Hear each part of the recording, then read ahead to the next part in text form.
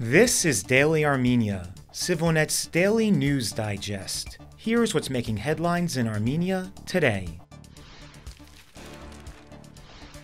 Armenia's economy minister, Gevorg Papoyan, declared today that Armenia has no current plans to exit the Russian-led Eurasian Economic Union, while emphasizing that the country's potential European Union membership pursuit would run parallel to existing commitments, with the primary focus being on strengthening the economy regardless of alliance affiliations. EU membership is a parallel process, and our goal is to increase economic resilience. Whether Armenia is in the EU or the EAEU, our economy must be sustainable, industry must grow, we must produce as many complex goods as possible, and provide the highest quality and most complex services, Papoyan said at a press conference. Last week, Armenia's government approved and submitted to Parliament a bill initiating the process of accession to the European Union. The country's Prime Minister, Nikol Pashinyan, called for discussions on developing a joint roadmap with the EU. He also emphasized that the move should not be interpreted as an application for EU membership, as such a decision would require a nationwide referendum.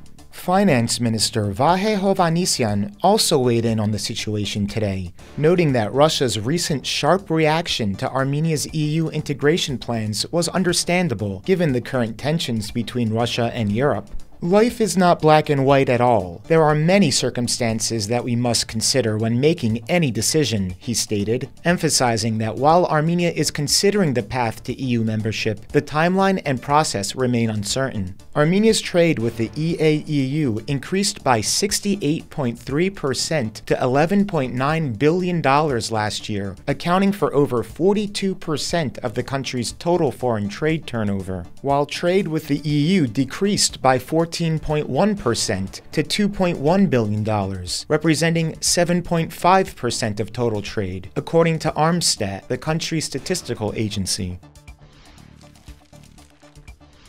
Yerevan Mayor Tigran Avinyan reimbursed the municipal budget by returning roughly $19,000, his spokesperson Haik Kostanyan reported today. This comes after controversy erupted over Avinyan's business trip to Los Angeles in November, when taxpayer funds were used to purchase an expensive flight without conducting the required competitive bidding process for the contract. Back in November, the Yerevan municipality signed an agreement with a private contractor to purchase 9 airplane tickets from Yerevan to Los Angeles, with a stopover in Doha, Qatar, worth approximately $31,700, including a single business class ticket for Avinyan costing roughly $19,000. Armenian media outlet Factor reported in its investigation, the municipality used a one-source procurement procedure, meaning no competition was involved.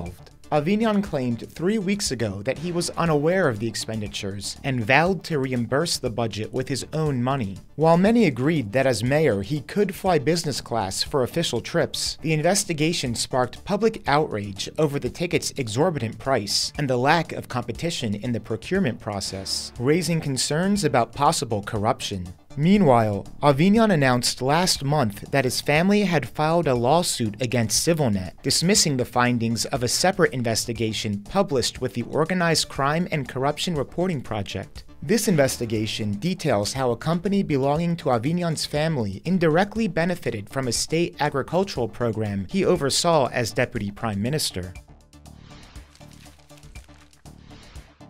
And finally, the SivilNet number of the day is 74.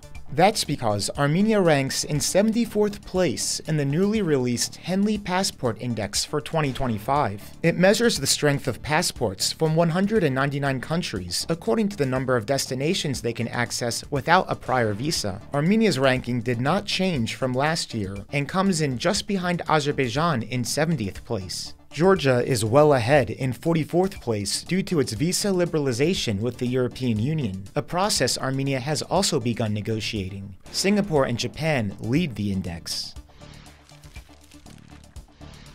And as always, please follow SivilNet for the latest news and independent reporting from our contributors on the ground here in Armenia.